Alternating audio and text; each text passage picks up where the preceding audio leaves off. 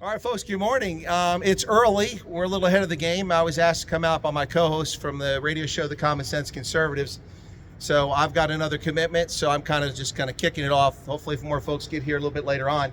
At the moment, this kind of looks like a Joe Biden rally. We're early, so not a big crowd, and hopefully more people show up. But for those who don't know me, I'm Colonel Chris Wyatt, retired U.S. Army, 36 and a half years service in the Army, 23 years overseas, multiple combat tours. I worked at the U.S. Africa Command, U.S. European Command, the Pentagon, the Defense Intelligence Agency, the National Security Agency, and I finished up my career as a Director of African Studies at the Army War College right down the road here in Carlisle just a couple years ago. Wound up staying in the Commonwealth of Pennsylvania. Little did I know that Pennsylvania would become the most important state in the country at some point. Apparently that's the case right now. But I do want to make a statement to start out, and I think that's important to tell you. First, let me be perfectly honest. Donald Trump is a threat to democracy. Did you know that? Well, that's what they tell us. Ask yourself this question. When people say Donald Trump is a threat to democracy, why are we having an election on November 5th? If Donald Trump is a threat to democracy, he never would have left office, right? So how can it be a threat to democracy? It makes no sense from a common sense perspective. You want to talk about a threat to democracy? 14.5 million Democrat voters around this country in 50 states and 4 territories voted in the primary for Joe Biden. I don't know what's wrong with them, but they voted for Joe Biden.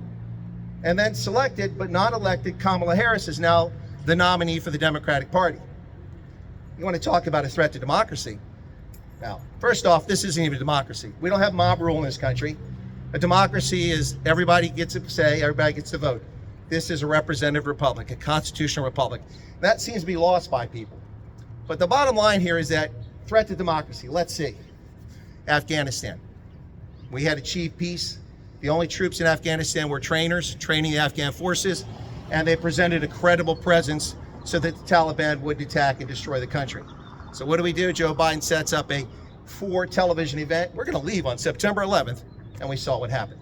Service members dead, hundreds of thousands of people's lives destroyed, chaos. But let's talk about the real threat to security and liberty around the world, not just the stolen nomination of Kamala Harris, but the Biden-Harris regime. Since they took over, the world has turned upside down, has it not? Look back to the previous administration. Peace broke out all over the world. Ladies and gentlemen, you don't have to like or love Donald Trump. You don't even have to tolerate him. But you have to be honest and admit that peace broke out all over the world. The Abraham Accords, the most historic peace agreement in the history of the Middle East. Even bigger than Camp David, which was between Egypt and Israel. Israel had a peace agreement with Morocco, with the Emirates, with Sudan, of all countries. Peace was breaking out.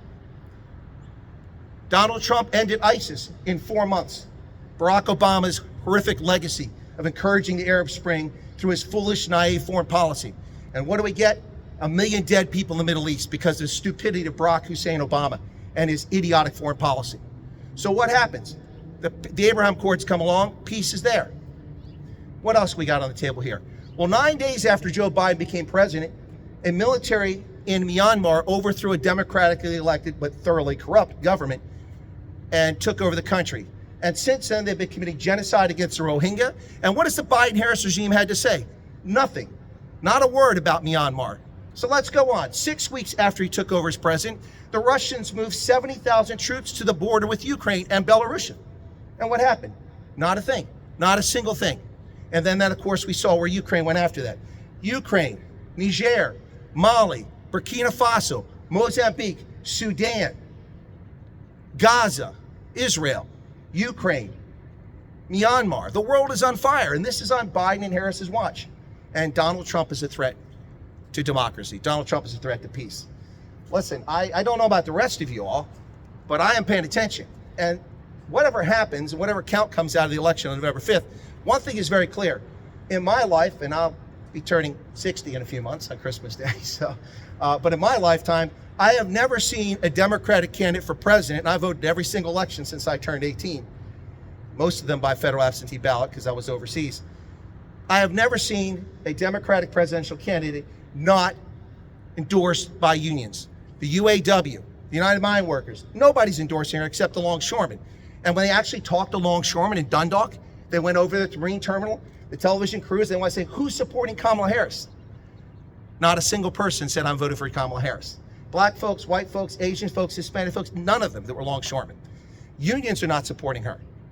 Black men are not supporting in larger numbers than in history of any candidate. Not since the Democrats stole the black vote with lies and subterfuge in the 1930s under King Franklin Delano Roosevelt, has the black vote trend in this direction for candidates that run the Republican office.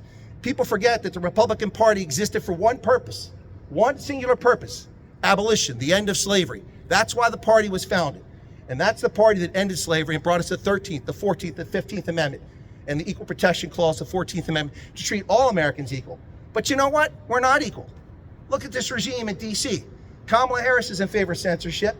And this regime under Biden-Harris and the corrupt bureaucracy at the federal level, even under Trump, cajoled, coerced, and colluded with tech companies to silence Americans. Now, you see, a tech company is a private organization. You have an agreement with them. They don't have to give you business. They don't have to give you a channel. They don't have to give you an account. They can shut it down if you violate their terms. But when the federal government, the National Institutes for Health, the CDC, the Department of Defense, the White House, when they contact Twitter, Facebook, YouTube, Instagram, and tell them you shouldn't let these people put this post up, that is a violation of the First Amendment. The First Amendment protects us against intrusion by our federal government. And that is exactly what's happened on their watch. They have invaded our privacy. They have harassed people of faith. They have attacked this country. They are the threat to democracy. They are the threat to liberty. And that's what's at stake here, folks. Make no mistake. This is about liberty. And that's why this country was founded. We had a little revolution to break away from the British. And contrary to those who didn't pay attention in high school, that would be the leftists, who seem to think that, well, it was only a 2% tax increase on tea, and look at this, the country lost its mind. It wasn't about tea. That was just the measure, the effort to show what was going on. It was about taxation without representation. It was about having a say in our own affairs. We, the body politic, the people, form a government to represent us. We are not serfs. We do not work for Washington. We do not work for this building in Harrisburg. They work for us. They respond to us. And that's what happens in a representative democracy. That's how things are supposed to work. But under this regime, and the one before Trump, that is not how our government's been working. Our government has been working actively against people, against patriots. I don't know what to tell you. I spent 36 and a half years in the Army, 23 overseas, multiple combat tours. I worked at every level, worked with the President of the United States all the way down to troopies in the field, and ambassadors and kings and presidents and prime ministers all over the world. And they have the audacity to censor me for accurately reporting the facts on Pennsylvania's Act 77, which was violated in 2020. They censored me. YouTube took my channel down. For what? At the behest of a corrupt regime sitting in Washington, D.C. Make no mistake, ladies and gentlemen, November 5th is about our liberty and our freedom. And without it, you become the serfs of the state. Donald Trump is not a threat to democracy. If he were a threat to democracy, we would have no election. They keep calling him a fascist. Yet every time that some lunatic on the political left went to the Ninth Circuit Court in San Francisco to get an injunction against an executive order that Donald Trump did while president, every time the Trump administration adhered to the judge's decision and waited till they could appeal it before they took further action. Yet this regime, and the one prior to that, in Obama, issue illegal executive orders shutting down the Keystone XL pipeline. They have no authority to do that. An executive order applies to the executive branch, not to the American people. It doesn't apply to you and me unless you work for the executive branch. Now, in the Army, I worked for the executive branch for 36 years, so it applied to me. But you on the street, it does not apply. The president has no authority whatsoever to shut down that. He used the excuse of interstate commerce, but that's simply not true. Listen, I don't know what the Democrats are up to here, but it seems to me that they set Joe Biden up. Joe Biden's ego is strong enough that he thought that he could take on Trump. Remember, he said, I'll take him on the fight. It's comical to say the least. And so they suckered Biden into a debate before the conventions. When do we have presidential debates before the conventions? It doesn't happen. They suckered him into it because they knew he would look bad and they could push him out. And instead of getting somebody that's weaselly, but at least mildly attractive as a candidate, like gruesome Gavin Newsom, you know, somebody like that, or Gretchen Whitlas from Michigan, or even little Josh Shapiro here from Pennsylvania, more feasible as a candidate, they went with Kamala Harris. And now I think they have buyer's remorse, because every time she opens her mouth up, she steps on it. It's quite a mess for them. And all things being equal, ladies and gentlemen, this will be an electoral landslide. I don't know if it'll be a popular vote landslide. I can't make that prediction. But I already have, based on what we see, 326 votes for Trump in the Electoral College, based around her 220. So we'll see if that happens. But what I have to say is that I didn't join the Army and pass up the opportunity to make a lot of money in Silicon Valley, which came my way, or on Wall Street, which also came my way later in my career. Could have been incredibly, vastly wealthy, as Trump likes to say, vastly wealthy. But I passed those opportunities up to support and defend the Constitution, because your rights are God-given natural rights. And that's what I took an oath to support and defend. America is unique. Unlike Nazi Germany, where you took a fewer oath to the leader, we don't take an oath to the President of the United States. We take an oath to the Constitution. And that's what it's all about, defending your rights and liberties under the Constitution. And these are natural rights. They're God-given rights. The right to freedom of speech, freedom of assembly. So all things being equal, we'll see what happens on November 5th. And here in Pennsylvania, apparently we aren't able to count the ballots quick enough. I'm not sure what happened there, since we have machines to do it, but somehow we can't do it. I think it's the mail-in ballots. But whatever the case is, I want to thank you all for your time. Just a little kickoff here. This is kind of the unofficial, informal start. I hope you found it interesting, and I appreciate your time. God bless, and God bless you all, and God bless America. And I salute you all for coming out. Love you, Chris. Thanks.